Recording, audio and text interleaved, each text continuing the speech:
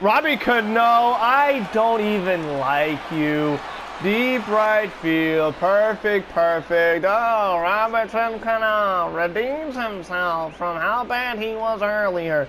Doesn't redeem him for what the heck he did yesterday with that play with Albies. I mean, I'll take the runs, but you know what, Cano? That is like so typical. When I finally hit a home run with him, finally a perfect, like we have a lead. Can't do it, we're behind though. I mean, oh my gosh, what a crazy idea that is. Look at Cano, just look at him. I mean, this guy right here. Hey everyone, hope you all are doing well. Welcome to another New York Mets franchise mode, episode 28. After episode 27 did not go as planned when Cano made that error early. And it led to me being so angry, I was just spamming X and threw a sinker right down the middle. That Nick Markakis took over the wall for a 2-run homer. And all of a sudden, like, they got 13 hits in that game, so they were hitting everything, just putting together base runner after base runner. Even without having good timing, it was bloopers. It was early, slightly rolled, but still would go up the middle. I mean, they just found so many different ways to score runs that I'm honestly jealous of. Like, I wish I could do that and just still be able to win games or be in games. But that has not happened for me. So the last game of this 3-game set against the Atlanta Braves, Steven Matz going up against Felix Hernandez. I really do not want to get swept. That would absolutely stink. We definitely have been struggling lately, and I definitely want to get back on track here. And Matz is cold, so that will just help us out oh so much. We have the day off tomorrow, so I'm not resting anybody other than, I even have to fix this, but, well, I'm not resting anybody. Let's just go right into it. I mean, we really need to win this game. I mean, look at the Phillies. They are just red hot. I mean, look at them. They're 20-8. They've won 9 in a row while the Braves won 6 in a row. I'm in big trouble. Oh, my gosh. They're getting hot. I am so in trouble. I mean, it's a tough division, no doubt about it. And it's definitely transferring over in the game. So I do want to not have a big losing streak, because if they're having these big winning streaks, I just fall further and further behind, or I lose the little bit of ground that I do have on the Braves. I do not want that to happen, because it's one thing to be behind one team in your division. Once you're behind two, that's a big problem, because you also are down one wild card spot. So then if you're battling between the Central and possibly even the West, that's not going to be easy at all. Big Neil right back to Felix Hernandez. Good week. I have a question. In right center field next to where it says insurance, is that the Chick-fil-A sign? I feel like it is. I don't go to Chick-fil-A only because there's one that close to me. And I don't really eat out that much anyway. I don't really do that much fast food. So I'm so skinny. But is that the Chick-fil-A sign? Please let me know.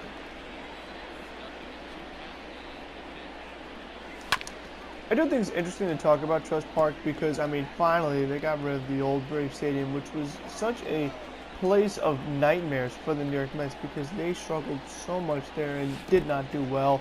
And here at Trust Park, when it originally came out, you're like, all right, this looks kind of like a pitcher-friendly ballpark, not exactly the easiest place to go yard.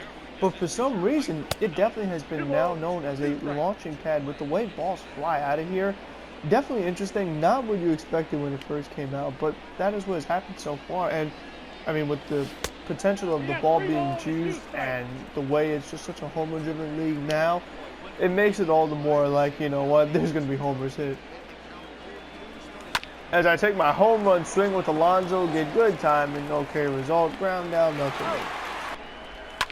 Cano gets a sinker right down the middle. Good week. I still don't understand that. If someone could just let me know what that is, why that is, how do I fix that? That would be great, because I'm so tired of that good week. Like, how is it weak if it's down the middle and the timing is good? That literally doesn't make sense. 1-1. Good timing. Oh, wow.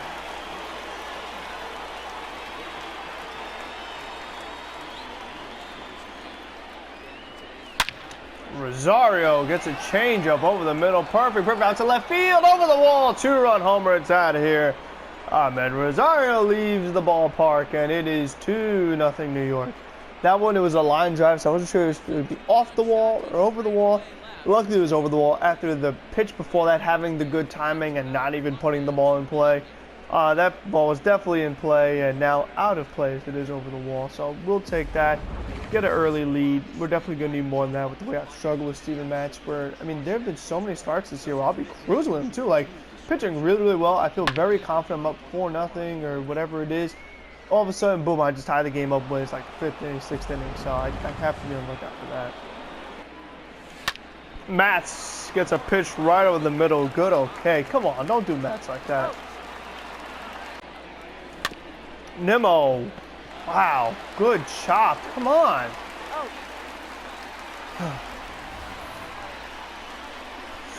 I would say I'm considering the move to Cespedes full time, but honestly, I've been even worse with him batting. Like, what is it, 150, 130, something ridiculous? I mean, Nimmo, I was doing so well with him earlier. Yeah, I mean, him and McNeil were, you know, the 1-2 combo going off, both batting way over 300. Lately with Nimmo, I've been getting nothing going, and, you know, as always, a lot of good timings. Okay, oh, Alonso, a nice diving stop, flips over the Matz to end the inning. What an impressive play from Pete Alonso to put a nice end to the inning. Don't let Freddie Freeman get on base. Don't let a rally get started. Look at Alonso stretching out like a polar bear trying to get a fish or something right on the glacier or a little ice block. And nice slow motion dive. Ramos up the middle, base hit. And J.D. Davis took the widest turn in the world. Thank God they didn't throw it to second. Oh my gosh. That was almost a problem right there. Just to end the inning. I mean, look at J.D. Look at J.D. I never said go to third. And he took a crazy turn.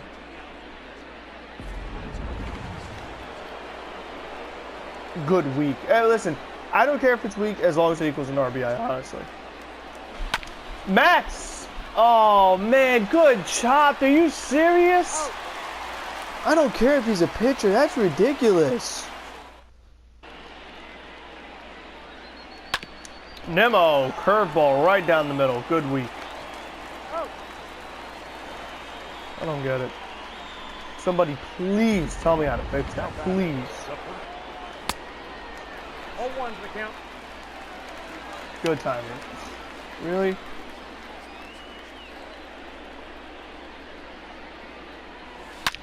Alonso drives it to left field, hooking. It's out of here, right? Yes, no? Yes, okay. Home run for Pete Alonso. His 12th of the season, and the New York Mets go in front 4-0. You know what? If I'm going to miss the good timing on the previous pitch, I'll definitely take a home run on the next pitch. So good job by Alonso. He's a great power hitter. He gets it done. Cano is so excited. He just dropped his bat on the ground. He was like, you know what? Forget this bat. Give me Alonso a double high five is more important. As we can see, let me see the launch angle on this one. 110 launch. Oh, there it is. The 26.99 degree launch angle. It looks good to me. I mean, just got in there, but definitely take it. 421 distance. I remember Pete Alonso had one home run in Trust Park where it was, you see that waterfall in center field? It was like over there. He had a crazy shot early in the season. It was really nice. And yeah, wasn't that his first home run? Or it was one of his very first home runs, and it was just like, wow, you see what this guy is capable of and what he could turn out to be. And who knew that, 50 more home runs would come during the course of the season. And as I've said before multiple times, I just really hope there is not a sophomore slump. Because you know what? Judge hit the 52 home runs the first year. He has not been the same here since. Obviously, injuries have bothered him, but still, I would really hate for the same thing to happen to Alonso. Because here's a guy who's homegrown, a hitter that's homegrown, that's young, that is team-oriented. You don't have to worry about anything off the field. So far, very healthy. And it's just like you would love for this guy to be a really productive player for you for a long time. And you know what? You just hope that that was the start of good things to come. As Robbie Cano drives one out to right field, that one's going to fall for a nice little 2-out double. If he didn't have 12 speed, I would consider 3. Acuna's got a gun out there in center field. Gets to the ball very quickly. Oh, double play ball. JD, Cano, Alonso, double play. Too many defensive nightmares in this game for something like that to happen. Unless Cano could see what I'm talking about. Never in real life has that ever happened where a little pop-up and the second baseman is just going back and is like, let me stare at the ball and let it hit me on the back. Like, why? How is that even a thing?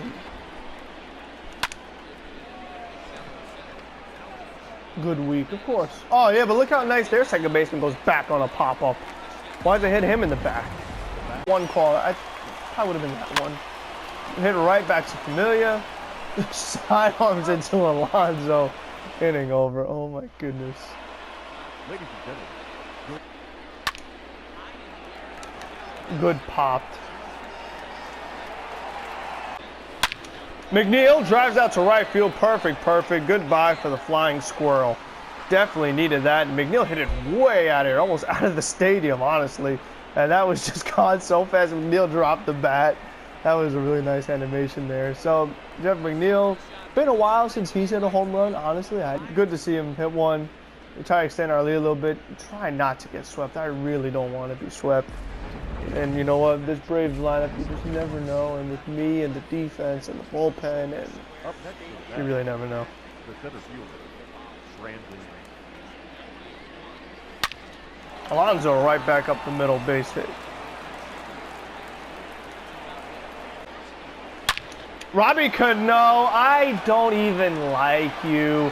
Deep right field, perfect, perfect. Oh, Robertson Cano redeems himself from how bad he was earlier. Doesn't redeem him for what the heck he did yesterday with that play with Albies. I mean, I'll take the runs, but you know what, Cano? That is like so typical. When I finally hit a home run with him, finally a perfect, like we have a lead. Can't do it, we're behind though. I mean, oh my gosh, what a crazy idea that is. Look at Cano, just look at him. I mean, this guy right here, I don't know about him. He just, I don't even know what words to use. That was a nice home run, don't get me wrong, but. Oh, Conforto. Good shot. Ugh. All right, well, you know what? Obviously a good inning there. McNeil going yard. Alonso gets a nice hit. Cano goes yard. Extends our lead.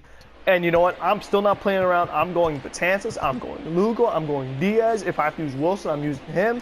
I am not going to lose this game. We have a day off tomorrow. I will not be swept. Rosario. Good, okay. Still doing it. Let's see if Mavs can finally get anything done here. See if he's worthy of a roster spot. Because one thing I've been thinking about a lot lately is potentially calling up another pitcher. Let me know if you guys think I should, because I really am feeling it. I feel like Matt Adams just not doing anything for me at all. I don't even go to him that much because, first of all, I have Cespedes on the bench. And even if I didn't, I would have like Nimmo or JD. So I would go to them over Matt Adams.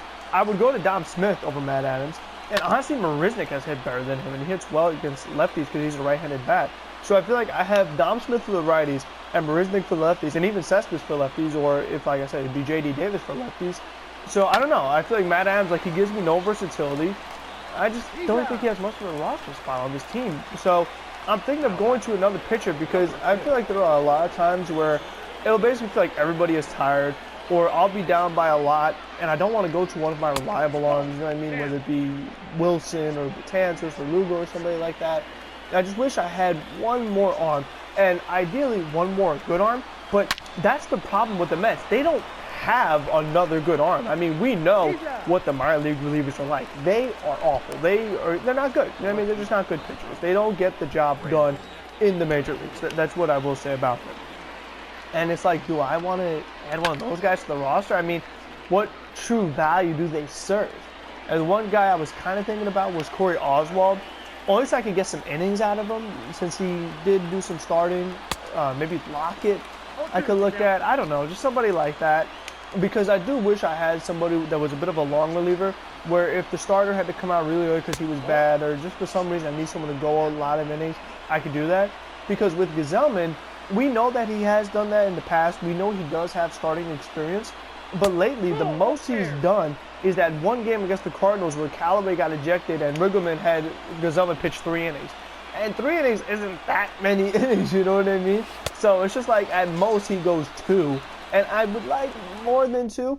And even then, another person that could do it. Because sometimes I go to Gesellman like for an inning when I'm behind, even just to keep it relatively close. So I don't know. Let me know what you guys think. Do you think I should send down Mavs? Which I think I should. But then let me know, what pitcher should I call up? That's the really important part.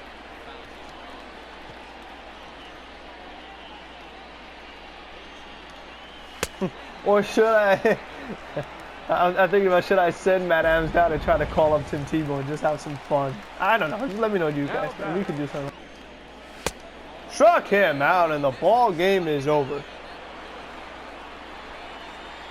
As the New York Mets are able to not get swept and win the series. Not win the series, but win the game. Yeah, right. Win the series. Good joke. But we do win the last game, 7-2. Rosario goes yard. McNeil goes yard. Alonso goes yard. Cano goes yard. Ramos had an RBI hit. And I think that's all the runs we got. I think that's how we got all the runs, at least. Because I know a couple of them were 2-run homers, which is always nice. I mean, the solo home run definitely is unfortunate when you know you could get more runs out of it if the guys in front of that batter do get on base. But we will take it, definitely. This was a better game. Bullpen pitched really, really well, honestly, between Familia and Betances and Lugo and Cano. I saw Cano's face, so I said his name, but Diaz at the end. So we will take it. Hopefully you guys enjoyed this video. If you did, leave a like, comment. I asked a lot of questions, so feedback, the good week stuff, I really want to know that. Send Matt Adams down. Who do I call up? Is that a Chick-fil-A sign in right center field? And just how everybody is doing with this whole no sports and whatnot, anything in general. But hopefully you guys enjoyed. Subscribe, keep up with anything going on the channel. And until the next one, be safe, be smart, be healthy, and have a good one, everyone.